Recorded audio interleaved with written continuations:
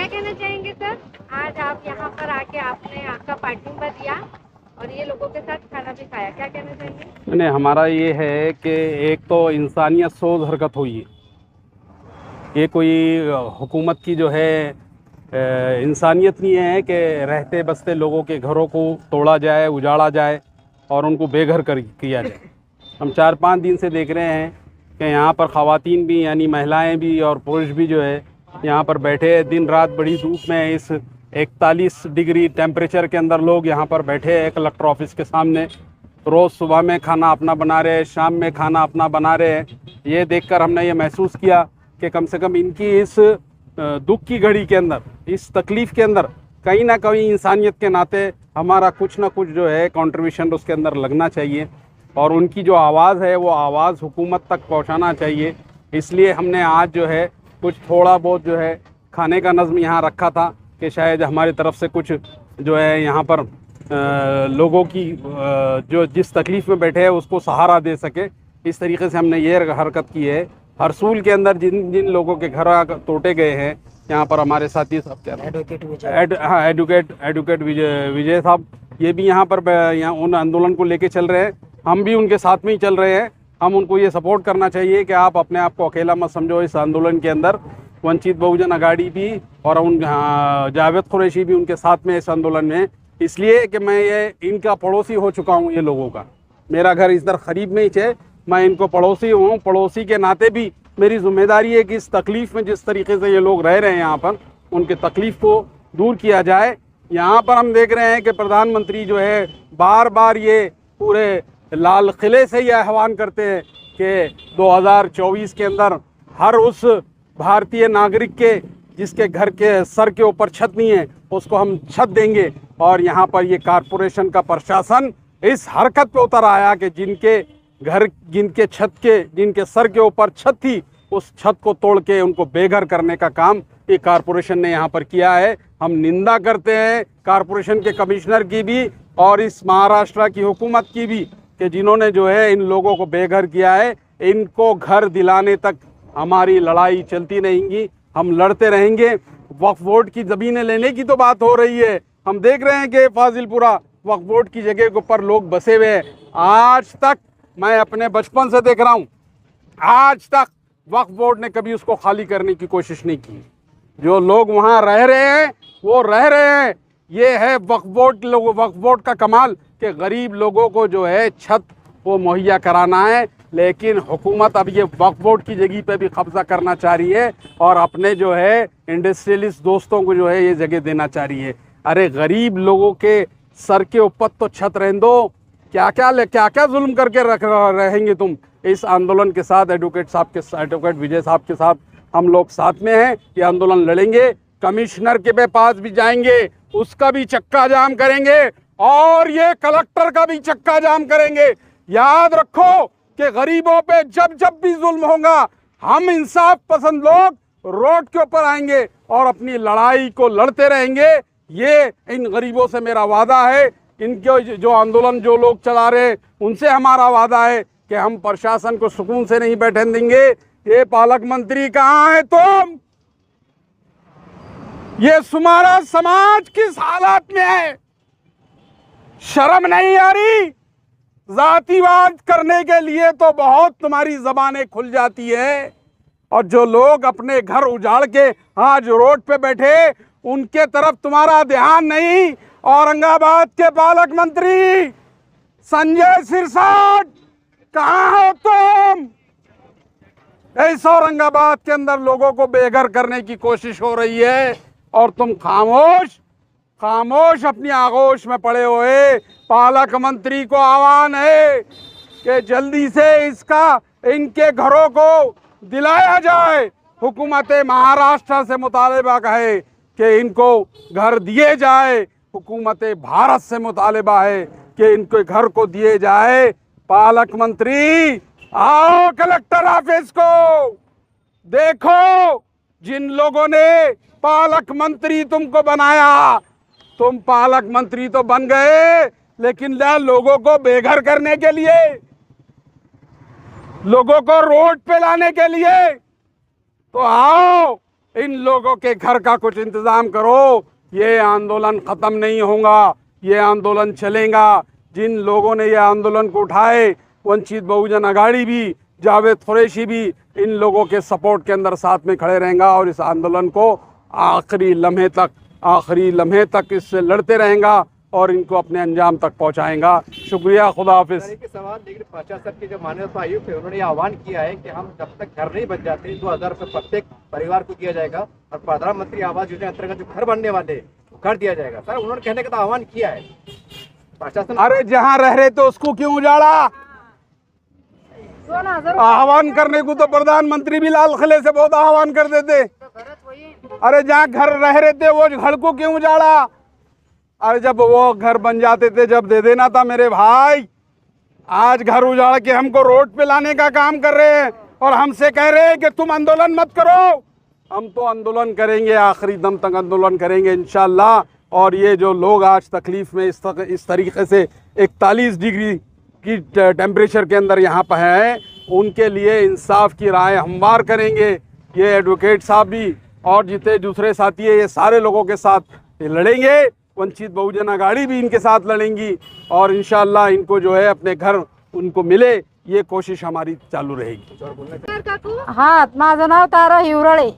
माझं असं म्हणणं आहे, हे जेवढे सेवक बसलेत, राज्यमंत्री, पालक, यांच्यात दम नाही आहे, या चोट्यात दम नाही आहे आम्हाला सांभाळण्याचा, तर या चोट्यांना खाली खुर्ची करावं असं माझं म्हणणं आहे। यांच्यात आमची ताकद नाही आहे, यांना आम्हाला घर देऊ शकत नाही आहे, तर यांचे 2000 रुपये द्यायची काय ताकद आहे? यांच्यावर आम्ही कसा भरोसा करावं? काय म्हणून भरोसा करा या चोट्यांचा? या चोट्टे आमचीच मोरीनं आम्हाला चोरी झालेली आहे। या चोट्याला आम्ही भरोसा करत नाही। आम्हाला यांनी घर चांगल्या प्रकारे द्यावं आणि छोटं घर देऊन आम्हाला चालणार नाही। आमचा सगळा परिवार, 2 मुलं आहेत, 2 मुलं झाल्याच्या नंतर त्यांचे लग्न जर झाले तर त्यांनी झोपाव कुणा म्हातारीला? ते वर्गच्चीवर जाऊन झोपाव का? ते म्हणते 300 स्क्वेअर फूट तुम्हाला आम्ही जागा देणार। धर्माची जागा आम्हाला पाहिजे नाही, आम्हाला हक्काची जागा पाहिजे, हक्काचं घर पाहिजे, हक्काचा न्याय पाहिजे। आणि एवढंच नाही की मी सरकारी दवाखान्यात पण जाते तर लिहून देतात पावती, गोळ्या नाहीत, तुमचं इथलं काहीच नाही आहे। तर आम्हाला हे पण निषेध करायचं आहे त्यांचं की त्यांनी सरकारी गोळ्या देत नाहीत, त्यांचं सरकारी काही काम नाही, त्यांनी खुर्च्या खाली करून घरी बसावा आणि 2-8 घंटे ड्युटी समाजासाठी नाही करत। आणि जे भेटत नाही तर येऊन कलेक्टर साहेबांनी इथं येऊन भेटावं। आमचं काय म्हणणं आहे काय नाही, एक दिवस पण तो उतरलेला खाली नाहीये। या चोट्याचं काहीच आम्हाला बोलायचा अधिकार नाही शिल्लक। आणि ज्या वेळेस आम्ही मुतवायला लग्नीला जातो त्यावेळेस पाणी बंद करून ठेवतात, लावून घेतात कुलपा। का लावतात? रात्रंदिवस यायला फ्रीजचं पाणी आम्हाला पिऊ वाटत नाही का? आम्हाला गरम पाणी पिऊ घालतात? यांना लाज वाटायला पाहिजे या चोट्या भामट्यांना। आज मी या सरकारला इतक्या शिव्या देणार होते, विचारू नका, पण एवढ्यातच मी बोलून थांबते की माझा हक्क सगळ्या समाजाला बेघर नसेल त्यांना घर देण्यात यावं। जय भीम, जय मुनिवासी। अगोदरचा जो प्रश्न पत्रकार साहेबांनी विचारला होता, 2000 रुपये देणार आहे, त्यांनी सकारात्मक दाखवली, सकारात्मक दृष्टिकोन ठेवला, परंतु भानगड अशी आहे, आंदोलन करते किंवा त्या आंदोलनकर्त्याचं नेतृत्व करणाऱ्यासोबत चर्चा करायला पाहिजे। या संदर्भात प्रिंट मीडियामध्ये चर्चा करताय कमिशनर साहेब, असं होतं का? इलाज आजारी एक माणूस आणि इलाज दुसऱ्याचा चालू आहे असं हा कारभार आहे, तरी आम्ही त्याच्यावर सकारात्मक विचार करायचं ठरवलेलं आहे। 2000 रुपयामध्ये तर कुठं जागा भेटत नाही। कलेक्टर साहेबाला किंवा ते कमिशनरला 2 एकरचा बंगला आहे। कमिशनर आमचे सेवक आहे, मी तर वकील, मी तर आंदोलनकर्त्यांना पण संविधान शिकवतो। त्यांना लाज वाटायला पाहिजे कमिशनर साहेबाला।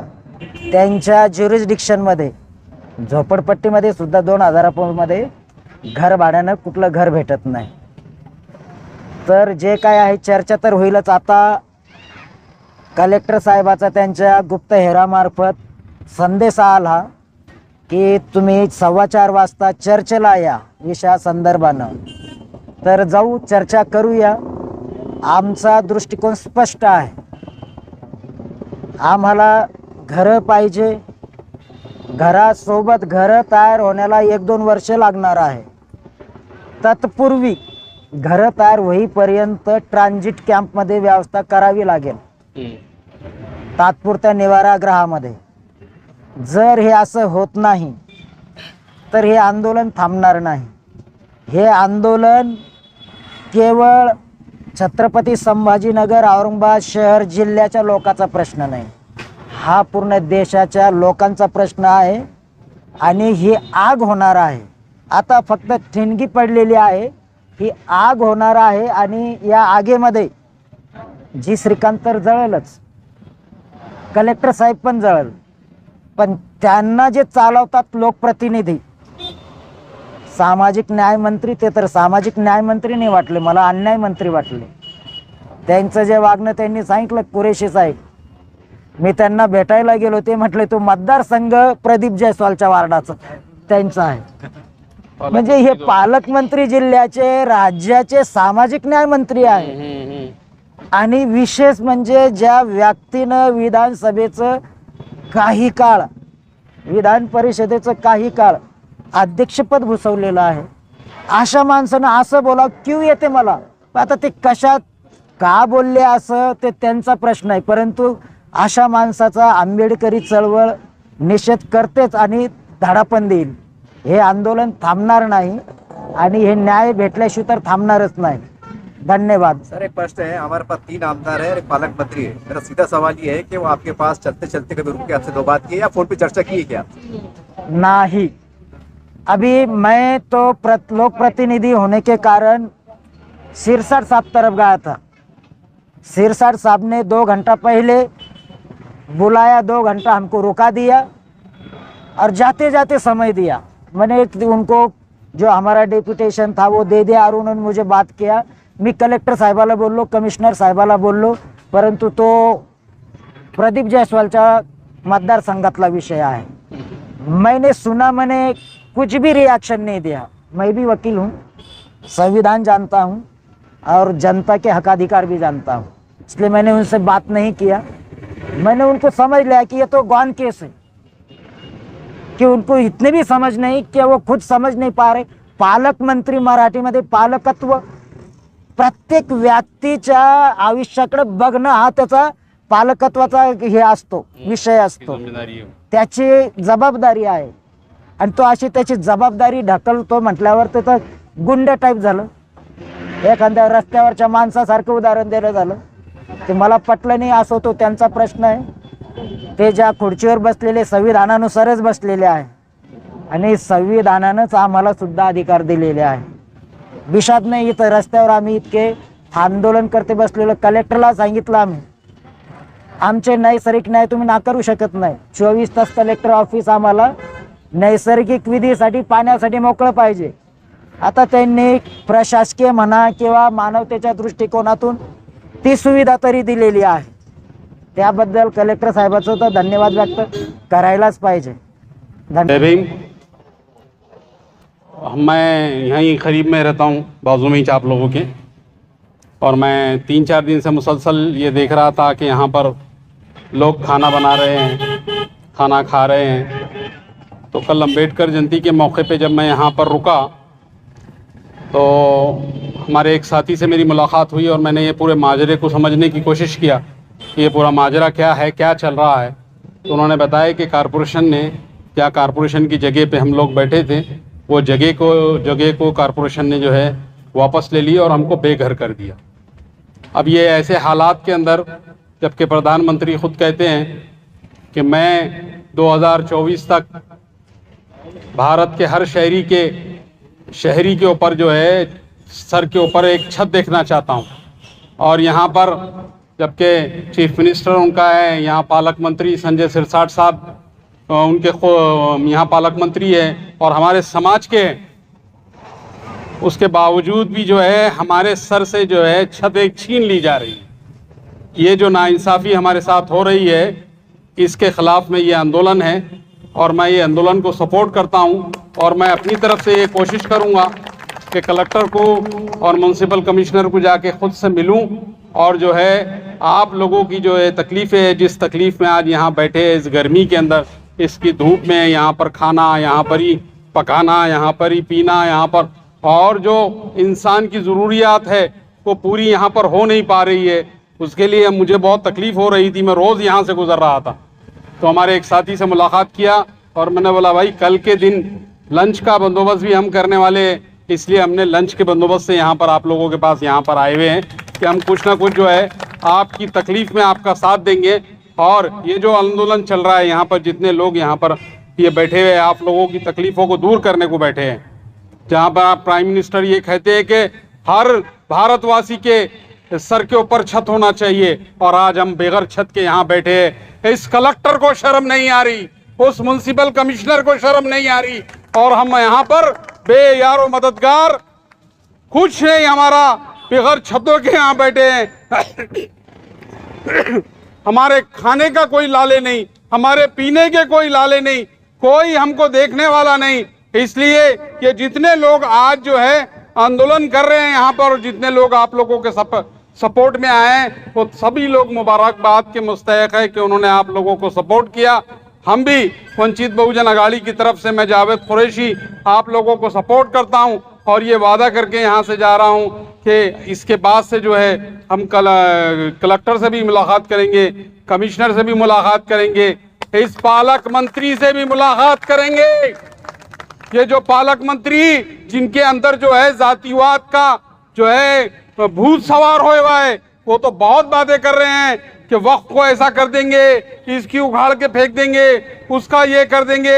अरे साथियों, वक्फ की ज़मीन गरीबों की ज़मीन हुआ करती थी। आज भी ये फाजिलपुरे के ऊपर ये जगह जितनी खाली है, जिसके ऊपर जितने लोग ही हमारे समाज के लोग ही बैठे, ये पूरी वक्फ बोर्ड की जगह है। लेकिन आज तक वक्फ बोर्ड ने कभी जिनके घर बसे हैं उनको उजाड़ने का काम नहीं किया। वक्फ का काम ऐसा होता, वक्फ के ऊपर यानी मुसलमानों की जगहों पे कब्जा करने की है, जहाँ जिसको जगह रहने के लिए नहीं है कहीं जाके वो झोपड़ा डाल के बैठ जाता है। और उसके साथ ये सलूक होता है कि कारपोरेशन के ये लुटेरे यहाँ पे आते हैं और हमारे घर तोड़ के हमको बेघरों मददगार कर देते हैं। इसलिए ये आंदोलन चालू रहेगा, ये आंदोलन के लिए लड़ेंगे हम। जो है वो जितने घर यहाँ भी प्रधानमंत्री आवास योजना की बात चल रही है कि इतने घर मिल जाएंगे, इतने ये हो जाएंगे, जो अपनी जमीनों पे बैठे थे उनके घर तो उजाड़ दिए आपने, उनको तो बेघर कर दिया, उनको तो रोड पे लाके मजबूर कर दिया रहने के लिए। और बातें बड़ी बड़ी ये आंदोलन मैं आप लोगों को वादा कर रहा हूँ, ये सारे लोगों के साथ में हम मिलकर ये आंदोलन को आगे बढ़ाएंगे। जिन लोगों के घर टूटे हैं वो घर मिलना चाहिए। कभी वक्त तो बात होती है कि जो लोग रह रहे हैं हम 2000 रुपये उनको किराया देंगे, गवर्नमेंट बोलती कि हम 2000 रुपये किराया देंगे आपको। अरे तुम जहाँ रह रहे थे वहां से बेघर कर दिया हमको और 2000 रुपये किराया देने की बात कर रहे हैं। तो ये ढोंग धतूरे तुम्हारे बहुत चले हैं। जिन लोग भी आज यहाँ पर बैठे हैं ये उनकी वो मुबारकबाद के मुस्तहिक है कि अपने हक लेने के लिए बैठे। हम कोई भीख नहीं मांग रहे। बाबा साहब ने जो कानून हमको दिया उस कानून के तहत जो हमारा हक है वो हक हम लेके रहेंगे। ये वादा हमारा आपसे है, इन साथियों से भी ये वादा है, आप लोगों से भी वादा है कि हम कहीं नहीं पीछे हटेंगे। हम आपकी लड़ाई लड़ते रहेंगे, आप हमारा साथ दीजिए, हम इंशाअल्लाह आपका साथ देंगे। यही चंद अल्फाज थे और हमने यहाँ पर हमारे साथियों ने कुछ बहुत ज़्यादा कुछ हम कर नहीं सकते, लेकिन हमने कल वादा किए थे कि हम कम से कम आपके इस दुख की घड़ी में आपके साथ रहेंगे। इसलिए आज हमने लंच का आपका थोड़ा बहुत बंदोबस्त किया है। आप उसको जो है कबूल करिए, उसको मंजूर करिए। अगर ये मीटिंग यहाँ का प्रोग्राम ख़त्म होगा उसके बाद हमारी कार्रवाई इंशाल्लाह हम शुरू करेंगे। कुरैशी साहब तुम आगे बढ़ो, हम तुम्हारे साथ हैं। कुरैशी साहब तुम आगे बढ़ो, हम तुम्हारे साथ हैं।